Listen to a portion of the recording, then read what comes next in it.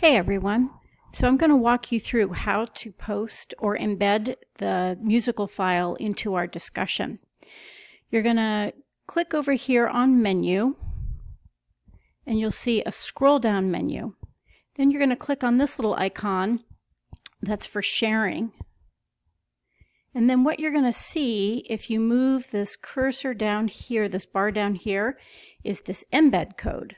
So you're going to right click that to copy,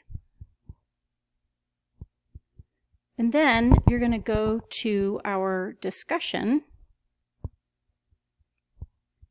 where you will see this HTML editor.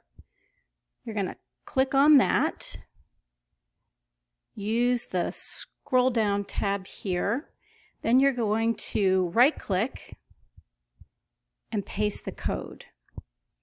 Then when you're done doing that, you're going to go back to Rich Content Editor, and you will see the new music pop up in the box. And that's how you embed a musical file from the Wikipedia site.